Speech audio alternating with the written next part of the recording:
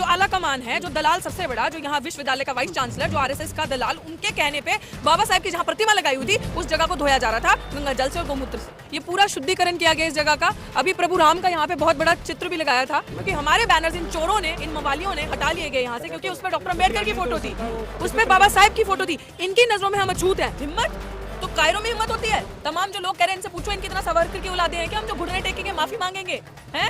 हम वो नहीं है। हमारे अंदर जितना दम है दिखाएंगे इनको कि हम क्या अम्बेडकर की औलादे हैं। और यहीं पे दोबारा फोटो, तस्वीर, प्रतिमा लगाई जाएगी, स्टैचू लगाएंगे इस बारी कि वहां से बाबा साहब की प्रतिमा हटाई, गंगा जल से धोया, गोमूत्र से धोया और राम जी को शुद्ध करके यहाँ पे लगाया। 3-3 दिन से लगातार, आने से 5 मिनट पहले अभी धोया। अभी हम जाएंगे फिर से धोएंगे, फिर कल जब हम आएंगे फिर से धोएंगे, और अभी हम जाएंगे नहीं, अब हम यहीं बैठे।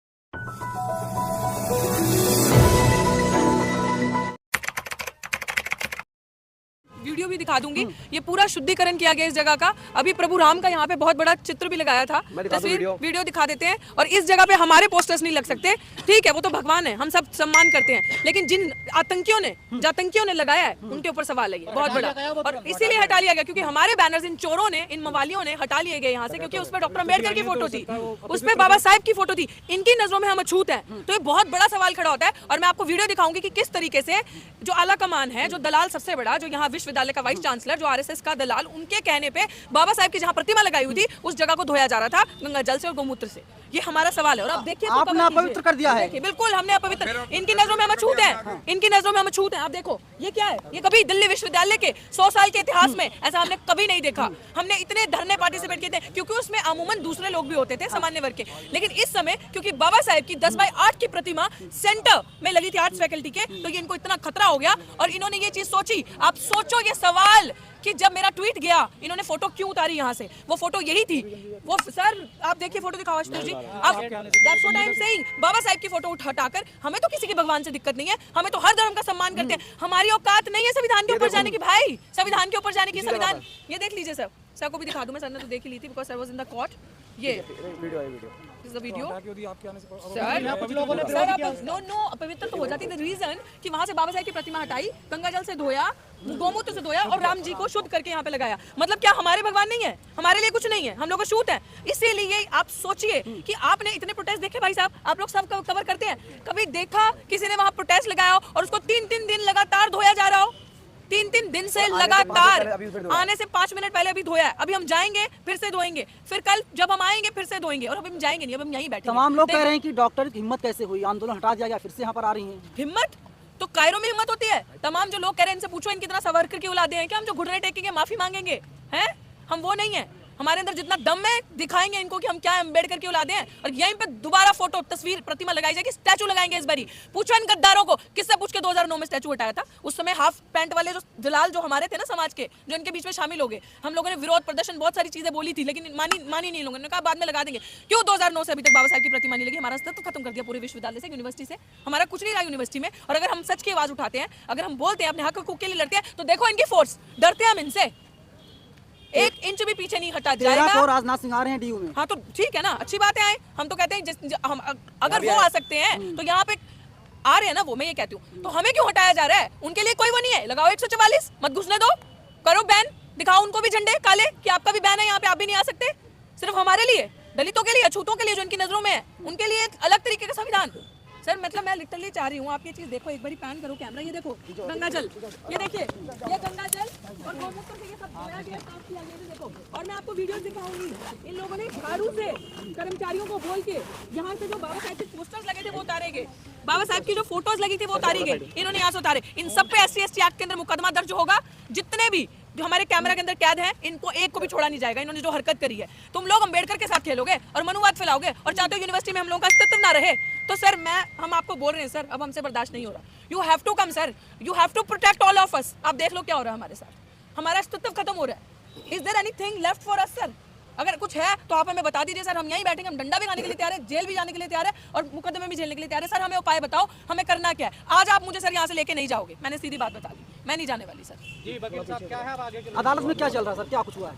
अदालत में जो लूटपाट की गई थी डॉक्टर रितु के खिलाफ, उसकी हमने 156(3) डाल दी है, क्योंकि अमित शाह जी की पुलिस से तो आप ये उम्मीद कर नहीं सकते कि वो FIR दर्ज करें SC/ST एक्ट की, जो कि उनके खुद का जो मंत्रालय है वही नोटिफिकेशन जारी करके बोल चुका है कि जहाँ भी SC/ST एक्ट की कंप्लेंट होगी उसमें तुरंत एफआईआर होगी, वो तो वो करेंगे नहीं।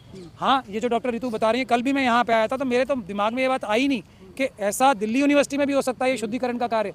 मतलब मैं तो खुद इनके साथ कल यहाँ पे था, मुझे तो बाद में ये बताया आशुतोष जी ने और दूसरे लोगों ने कि ये काम हुआ है यहाँ पे। तो ये जो शुद्धिकरण करने की क्या आवश्यकता पड़ रही है इस समय, मतलब इस सदी में बाबा साहब के संविधान आने के इतने दशकों बाद भी क्या अपवित्र हो गया? मेरे ख्याल से तो डॉक्टर रितु के यहाँ बैठने से ये यूनिवर्सिटी पवित्र हुई थी, अपवित्र नहीं हुई थी। ये जो अंबेडकर आंदोलन यहाँ पे चल रहा था, इससे पहली बार ये यूनिवर्सिटी पवित्र हुई थी, इससे पहले अपवित्र थी। मेरा तो ये मानना है पहली बार जो पवित्र हुई थी उसको अब अपवित्र किया जा रहा है, मेरा ऐसा मानना है। क्योंकि जिन लोगों के मन में ऐसी बातें आती हैं उनको ऐसा ही जवाब देना जरूरी है। ये क्या कैसे आप मैं पूरी दुनिया से ये पूछना चाहता हूँ, डॉक्टर रितु सबसे ज़्यादा समझदार है, सविता रॉय से तो ज़्यादा ही समझदार है ना, क्या अपवित्र कैसे हो गई थी? ये सवाल हम दुनिया के सामने करना चाहते हैं। और क्या क्या अपवित्र हो गया, कैसे अपवित्र हो जाएगा कोई ये जगह डॉक्टर रितु के और डॉक्टर रितु के साथियों के बैठने से? कैसे हो जाएगी? ये सबसे बड़ा सवाल है। ये जवाब मोदी जी को देना पड़ेगा, अमित शाह जी को देना पड़ेगा और मोहन भागवत जी को भी देना पड़ेगा। और हम खुले मन से ये समझना चाहते हैं, हमें अगर कोई लॉजिक है तो बता दे कि डॉक्टर रितु के बैठने से ये जगह अपवित्र कैसे हुई थी। उसके हाँ, बाबा साहब की प्रतिमा लगाने से तो कोई भी जगह पवित्र होती है, क्योंकि बाबा साहब संविधान के जनक, संविधान के पिता हैं, वो उन्होंने बनाया। तो उनके जगह पे लगने से तो भारत पवित्र होता है ना। जहां उनकी फोटो लगेगी तो पूरा भारत पवित्र होता है। पता उस वजह से गीला किया जा रहा हो, आप दोबारा ना बैठे यहाँ पर। ये सुप्रीम कोर्ट में, हाँ देखिए, क्योंकि सुप्रीम कोर्ट को इंसाफ का एक वो बनाना था घर, तो वो बाबा साहब की मूर्ति के बगैर पूरा नहीं हो रहा था, तो वहां लगाई जा रही है। तो यहाँ क्यों? सवाल ये है, और ये मैं चीफ जस्टिस साहब से पूछना चाहता हूँ। मैं कभी डायरेक्ट एड्रेस नहीं किया, लेकिन आज मेरा दिल इतना ज़्यादा दुखी है ये बात कल से सुन के। मैं चीफ जस्टिस ऑफ इंडिया साहब से ये कहता हूँ कि अगर वो ये समझते हैं कि बाबा साहब की मूर्ति और पूरा कॉलेजियम जो है और पूरे हमारे जो सुप्रीम कोर्ट के सारे जजेस हैं, उन लोगों ने ये माना कि बाबा साहब की मूर्ति लगने से यहाँ ये जो न्याय का मंदिर है ये ज़्यादा पवित्र होगा, इसकी गरिमा बढ़ेगी, तो यहाँ दिल्ली यूनिवर्सिटी में बाबा साहब की मूर्ति अपवित्र कैसे कर सकती है? ये सवाल सबसे बड़ा है। चीफ जस्टिस साहब को इसके लिए सुओ मोटो कॉग्निजेंस लेना चाहिए। ये सुओ मोटो कॉग्निजेंस का सबसे बड़ा इशू है ये इस देश का इस वक्त। ये देख लीजिए एक बार, इससे बड़ा कोई इशू नहीं है। बाबा साहब की मूर्ति कैसे अपवित्र कर सकती है किसी को? जिस स्पॉट पे बाबा साहब की मूर्ति लगाई थी, देखिए कैसे धोया जा रहा है, जैसे गंगा जल से। ये देखो, ये क्या है? ये देखिए, ये इधर दिखाओ, ये देखिए, ये क्या है? स्पॉट पे हमने बाबा साहब की मूर्ति लगाई थी और देखिए उसको कैसे धोया जा रहा है। देखिए इसके सामने वहां पे स्पॉट, ये पूरा देश बाबा साहब के तुम्हारी, मैं यही कह रहा हूँ, पूरा देश बाबा साहब डॉक्टर भीमराव अम्बेडकर का ऋणी है। ये संविधान की वजह से सब बराबर है। नहीं, बाबा साहब की मूर्ति की बात हो रही है, हम और आप गंदे हो सकते हैं, लेकिन बाबा साहब की वजह से तो ये देश ही है।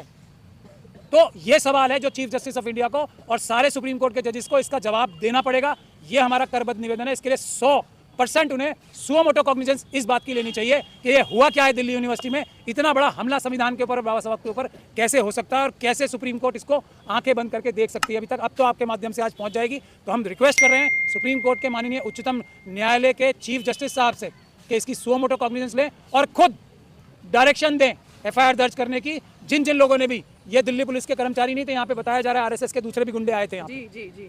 तो उन सभी के खिलाफ ये एफआईआर दर्ज करके का काम पुलिस ने किया या किसी और लोगों ने? ये बता रहे हैं ना, गुंडे भी थे आरएसएस के और पुलिस के लोग भी थे, गुंडे, गार्ड और पुलिस तीनों लोग थे। और अमित शाह साहब दिल्ली पुलिस के इंचार्ज हैं। तो ये एफआईआर उनके खिलाफ होनी चाहिए, क्योंकि अगर आज उन्होंने 24 घंटे के अंदर उन सभी दोषियों के खिलाफ एफआईआर नहीं कराई आपकी ये रिपोर्ट शाया होने के बाद, तो इसका मतलब उनके डायरेक्ट इन्वॉल्वमेंट से, उनके डायरेक्ट इशारे से ये काम शुद्धिकरण का हुआ। मैडम, आप 144 यहाँ लगे, ये कानूनी रास्ता क्या है? अब बाबा साहब के अपमान के बाद कोई धारा पे लगा लो, 302 लगा के मैं जेल भेज दूं। बाबा साहब का अपमान कर दिया ना, अब हम यहीं बैठेंगे जिससे जो करनी। और सर मैं आपसे रिक्वेस्ट करती हूँ, नहीं मैं आप सबको भी आपके चैनल से कानूनी जो रास्ता, भी मीडिया वाले देख रहे हैं सर, आप सारे वकीलों को भी रिक्वेस्ट कीजिए कि एक डेलीगेशन बना के सर कल आप जाएं चीफ जस्टिस के पास और बोलें कि दिल्ली विश्वविद्यालय में किस तरीके से सर शुद्धिकरण किया जा रहा है बाबा साहब की प्रतिमा हटाकर।